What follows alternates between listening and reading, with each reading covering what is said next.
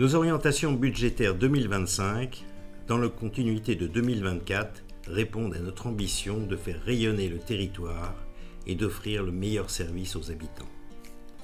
Portés au sein des services par 150 projets en cours, nous avons réaffirmé cette ambition dans un plan pluriannuel d'investissement chiffré à 84 millions d'euros, financé en grande partie par nos fonds propres avec un recours limité à l'emprunt. Bien entendu, nous ne pouvons ignorer le contexte politique et économique. Nous attendons notamment la loi de finances dont nous craignons qu'elle fige ou rogne nos recettes. Pour autant, portées par une stratégie financière saine et adaptée, nos orientations budgétaires 2025 sont marquées par notre volonté de toujours plus investir et d'entretenir une dynamique de territoire. Cette dynamique passe en premier lieu par notre développement économique.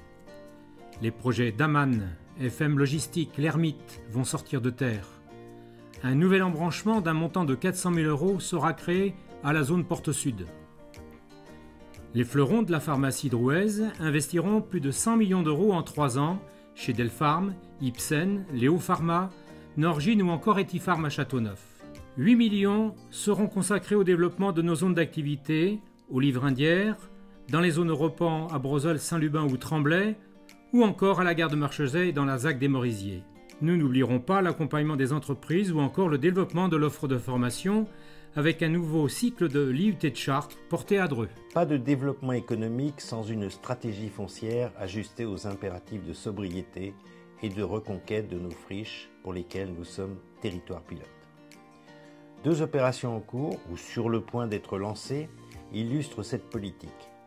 La réhabilitation de la radio, 10 millions d'euros dès 2025, avec dans les mois qui viennent la fin des travaux des réseaux et l'avènement d'un quartier spectaculaire, 10 millions d'euros au global, avec 750 000 € d'études dès cette année. À un moment où la réflexion sur le futur SCOT a été lancée, nous ne pouvons passer sous silence la finalisation de la révision du programme local de l'habitat intercommunal et le schéma d'accueil des gens du voyage pour un total de 2,5 millions d'euros avec des avancées dès cette année. Le développement économique et l'aménagement vont de pair avec un équilibre du territoire à travers une ruralité vivante. Elle passe par notre fonds de concours pour 500 000 € en 2025, la construction d'une gendarmerie à Nonancourt à hauteur de 750 000 € sur un programme de 3,5 millions, ou encore un cadre contractuel solide avec un nouveau contrat régional, le dispositif Leader ou le programme Bourg-Centre et Petites Villes de demain. Elle passe aussi par le projet alimentaire du territoire, mêlant une double promotion, celle des circuits courts et celle de nos actions en matière de santé avec le contrat local. La ruralité vivante est aussi l'objectif de notre démarche de développement touristique portée par la signature Nature Royale. 2025, c'est aussi le master plan de Mézières-Écluzel, avec la Maison des Espaces Naturels, qui verra la finalisation de son programme muséographique à hauteur de 185 000 €, mais aussi la reprise des activités du Centre Nautique Drouais. Dans nos orientations budgétaires, nous ne perdons pas de vue notre souci de permettre à tout un chacun de grandir et de s'épanouir. Le sport a toute sa place et c'est pourquoi nous allons rénover les gymnases de Châteauneuf pour 3,5 millions d'euros, de Brozol pour 1,7 million d'euros et de mettre l'accent sur la nécessité d'accueillir davantage de scolaires dans les centres aquatiques Aglocéane. Dans le domaine culturel, l'atelier à spectacle proposera de nouveau un festival au plus près du territoire et reste plus que jamais mobilisé par l'obtention du label Scène nationale.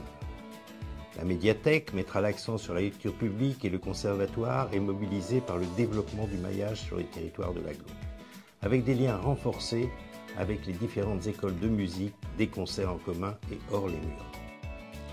Ces orientations budgétaires sont aussi l'opportunité de réaffirmer notre stratégie environnementale au travers des grandes compétences que sont l'eau, l'assainissement et les déchets.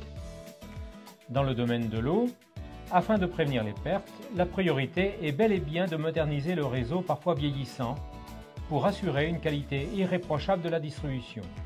Sur le volet exploitation, 2025 verra le démarrage de la régie intéressée sur le secteur sud au 1er janvier et le 1er juillet pour le secteur nord. En matière d'assainissement, l'année prochaine verra l'achèvement du plan de zonage des eaux usées et pluviales, outil de planification indispensable à l'obtention des aides. Une enveloppe de 3,6 millions est proposée pour les travaux à Ardelles, Dreux, Montreuil ou Saint-Sauveur-Marville. Et une enveloppe d'1 million d'euros est inscrite pour la gestion des eaux pluviales. En ce qui concerne les déchets, l'accent est toujours porté sur le tri à la source des biodéchets. En 2025, on poursuivra la distribution des composteurs, on commencera le déploiement des abris-bacs en centre-ville et on développera les points d'apport volontaires pour le verre. Bien entendu, la transition énergétique est une constante de nos ambitions environnementales et 2 actions illustrent cette direction. Le développement du service commun de conseil en énergie partagée ainsi que la poursuite du programme Réseau de chaleur Bas-Tabellion. Dans ce survol des actions à mener en 2025, n'oublions pas les mobilités. Après la réorganisation du réseau Linéade, cette année verra la poursuite de la formation pour les agents accompagnateurs assurant la sécurité des enfants.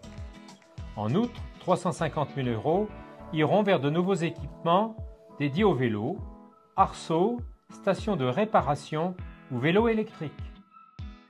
De son côté, la direction Enfance, Famille et Jeunesse poursuivra sa mission avec la volonté de proposer un service au plus près des besoins. Dans la logique du diagnostic territorial de services aux familles, établi en vue de la Convention territoriale de services aux familles, ces actions fortes seront l'an prochain la reconduction des projets contractualisés avec l'État, l'aglo-aide citoyen, le plan été, les séjours enfance et les week-ends de la parentalité. Ces orientations 2025 s'inscrivent, rappelons-le, dans le plan pluriannuel d'investissement présenté et détaillé l'an passé. Elles sont une des étapes qui jalonnent notre ambition commune. L'an prochain, nous avons prévu un budget de fonctionnement de 62 millions d'euros et un budget d'investissement de 18 millions d'euros, soit 3 millions de plus que cette année. Tous les clignotants sont au vert avec un taux d'épargne qui a progressé pour atteindre les 15% en 2023. La moyenne nationale des intercommunalités est de 20%. Dans la même veine, notre ratio de désendettement est d'1 an, avec une dette qui avoisine les 8 millions d'euros sur le budget principal et les 60 millions d'euros sur le budget global. Notre principale interrogation réside dans le projet de loi de finances pour 2025. À l'heure où le rétablissement de nos finances publiques s'impose, nous pouvons craindre une accélération de la baisse des dotations ainsi qu'une remise en cause de nos recettes fiscales. Notre principale ressource fiscale, la fraction de TVA, ne sera plus dynamique mais figée, et des incertitudes sur la réévaluation de nos bases foncières. Nos recettes au budget principal pourraient ainsi baisser de 500 000 € dans le meilleur des cas et de 3 millions d'euros dans le pire des cas. C'est pour cette raison que nous privilégions la prudence de notre construction budgétaire par manque de visibilité, même si notre volonté d'aller de l'avant est intacte. Enfin, nos 3 maximes pour 2025 seront dépenser mieux et faire des investissements productifs, dépenser beaucoup mieux et faire des investissements pour l'avenir, dépenser encore mieux et faire des investissements pour notre pérennité.